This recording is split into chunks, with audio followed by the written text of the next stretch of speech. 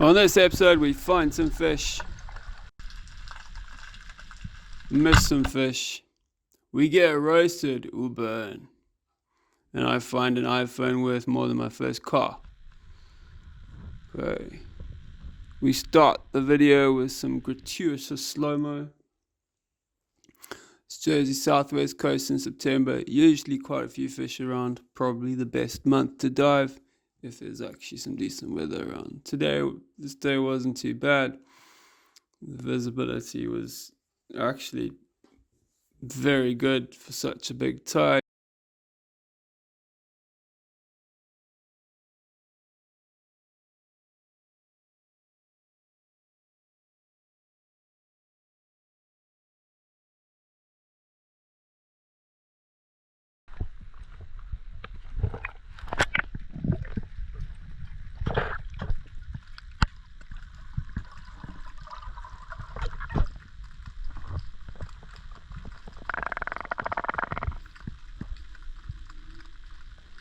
First dive on the edge of the stringweed. Just checking to see if there's anything in the shallows. I didn't find anything in the shallows. Except the back of that little pollock. So moved out a little bit wider, sort of around the point. Yeah, as I said, visibility wasn't too bad.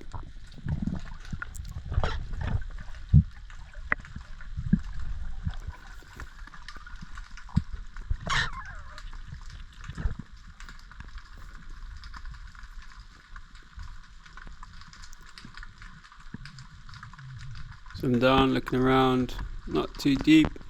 The viz is okay. Big tide, sort of big as they get. I can see some thin lips, and I think there's some bream in the distance. Bream are bastards. They always keep their distance.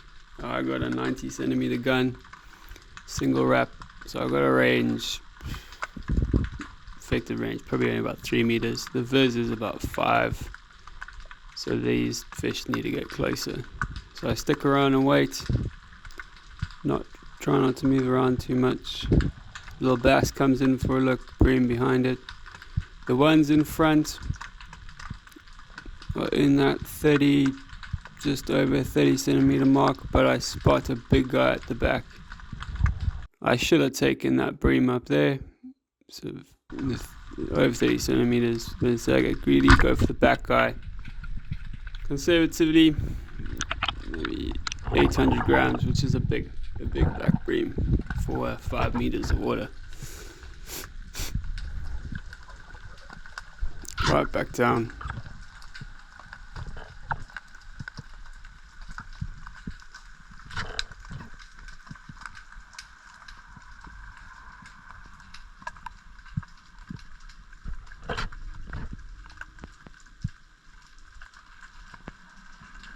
I'm in quite a similar area than I was previous dive. I'm not expecting too much. Once the gun goes off, most fish disappear. I mean, the mullet might come back, but those bream aren't coming back. So I don't hold much hope for this dive. Nice scenery though.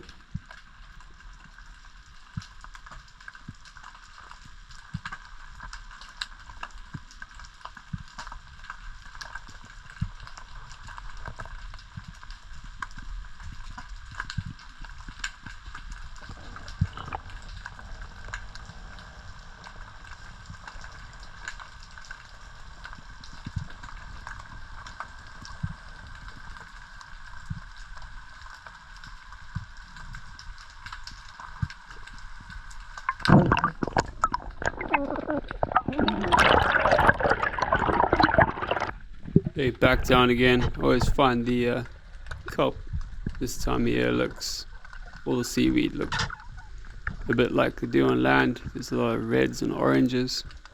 It looks a bit, you can definitely tell it's autumn. Back down again. I think I'm going for a quick look in a hole. Never have much luck in holes. Should probably try a bit harder.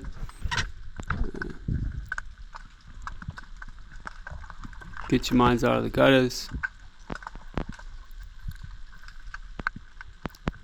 deep dark hole, and not much to see. Right, when I come up from the dive, I'm coming out really slowly. You'll see why in a second, but I am ascending very slowly.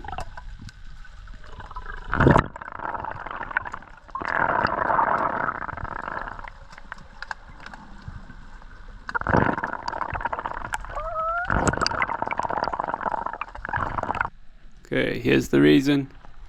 Sometimes as you're ascending, the schools of stinnips come past.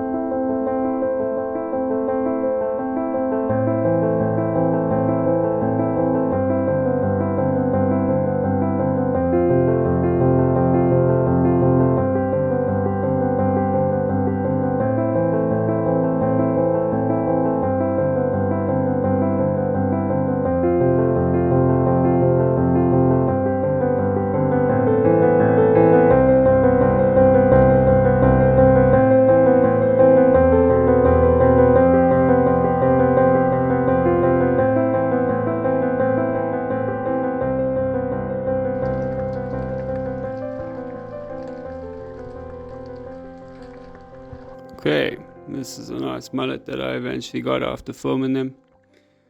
Pretty decent size, 60 centimeters long. Quite thin though, big head on it, so probably only about 1.6, 1.7 kilograms.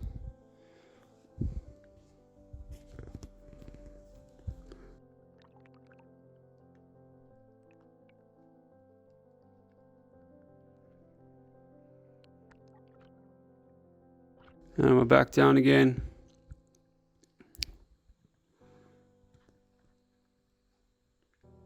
Getting a little bit deeper here, still not breaking any depth records. There's no point, especially in September, all the fish seem to come into the shallows.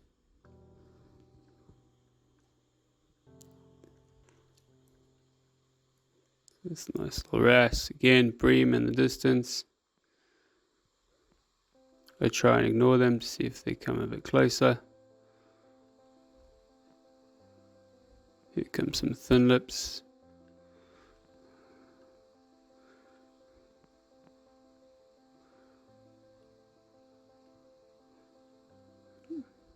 No real decent bream coming anywhere near me.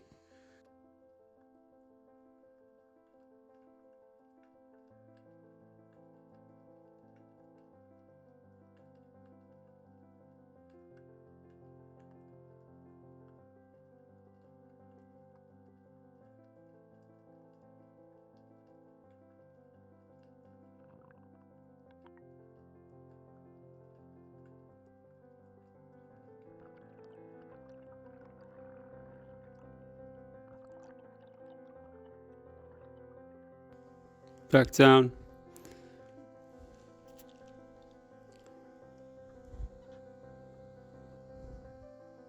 Again, in the 7-8 meter range. It was a big tide today, so you can't really find too much more depth than 8 meters.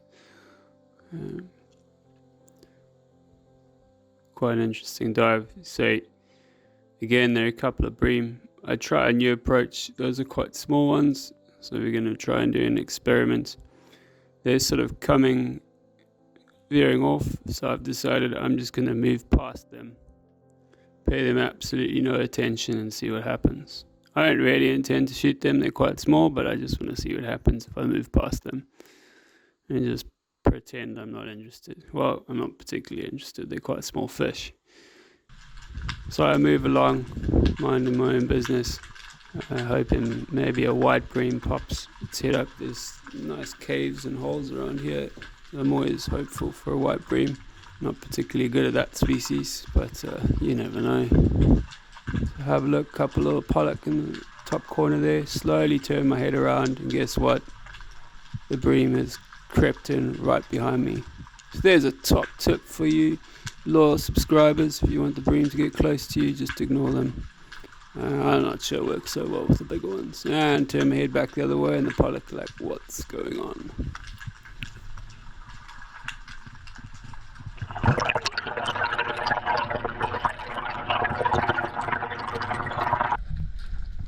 Back down again, similar area. I didn't move much between these dives. I'm working quite a small area on a point. There's current pushing past it. This is quite a short dive this day, so I didn't really cover too much ground. As you can see, dive number 16 is probably the deepest dive of the day. Again, no depth record set there, but it was an interesting dive nonetheless. You can see our autumn seaweed. Until it's autumn, all the kelp's dying back. A little wrasse comes to check me out. Turn my head, there's probably another wrasse coming to check me out. And then if you look in the distance, there's a cuttlefish. It's quite curious. There's this little ballan wrasse, and down there in the middle of the screen is a cuttlefish. Not particularly concerned by my presence. I'm not particularly interested in cuttlefish. Especially one that size, quite small. The wrasse checking me out.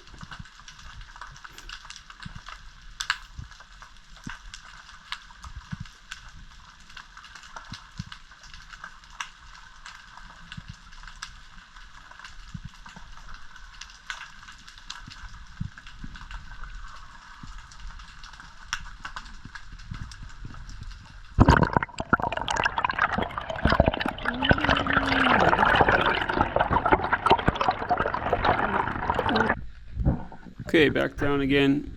Still hunting those bream, looking for a decent one. This dive will kind of show how difficult they can be. Again, in that 8 meter mark. I guess it's quite shallow for hunting black bream, but they are quite common in Jersey around September at that depth. So at the bottom, there are of course a couple of bream in the distance. Again, they're not coming particularly close, so I try and close the gap. You can see the shadows looming in the distance. A nice shoal of them. Reasonable sizes in there. See some of the ones at the back sort of touching good old, close to 40 centimeters. So I guess it's not a massive fish, but these guys are tough to target. I think they're a bit like the moo, or the big-eye bream of the UK. Certainly our most difficult fish to hunt. They don't just swim up to you. So I'm trying to use this rock to my left as cover.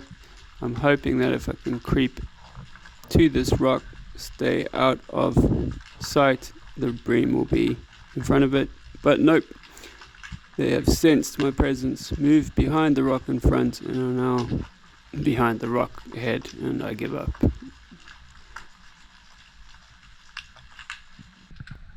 Checking some holes here. Some nice rats in the holes. Nothing much else going on there.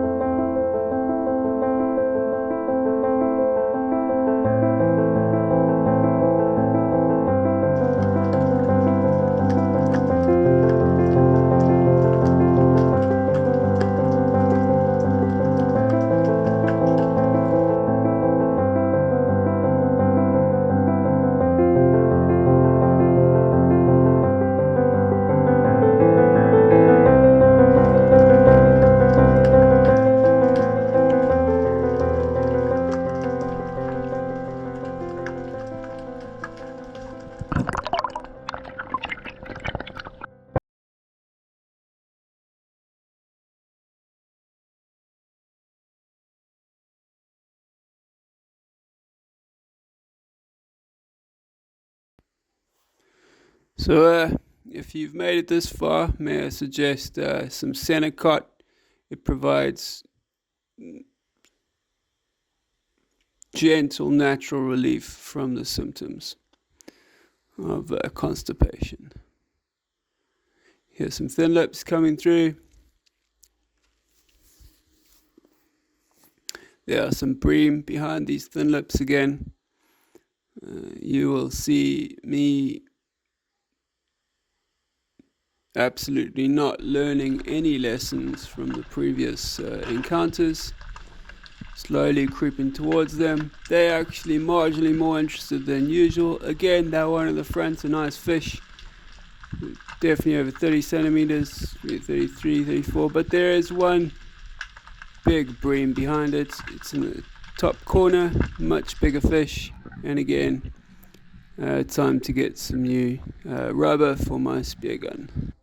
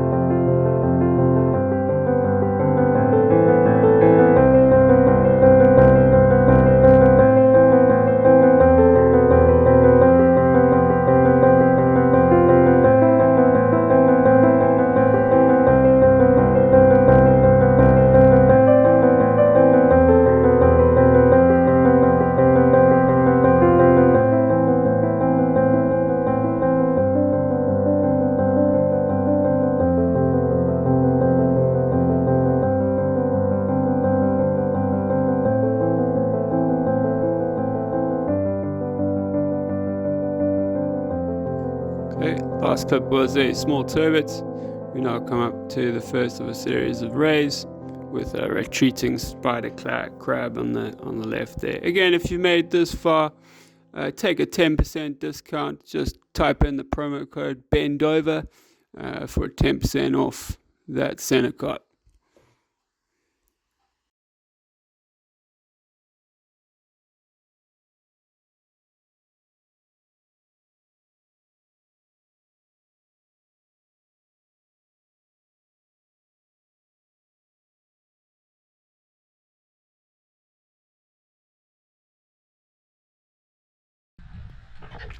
Ray number 2. Quite interesting how buried these guys were in the sand. If only I could find turbot the same way I could find rays.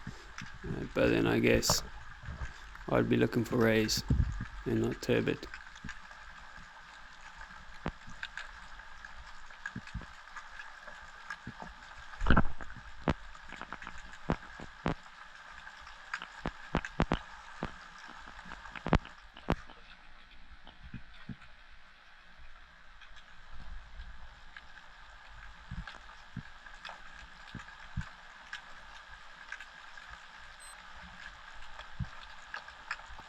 Last ray of the day here,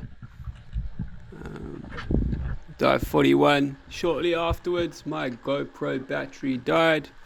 That is about how much time you get on a GoPro battery. 9 is if you got 41 dives and they're each averaging sort of a minute and a half, sometimes a bit longer. That is exactly how much time you have on a GoPro. So shortly after this, my GoPro died and I managed to find an iPhone 14. I think it's an iPhone 14. I looked up the retail price of these and it is in fact more expensive than my first car.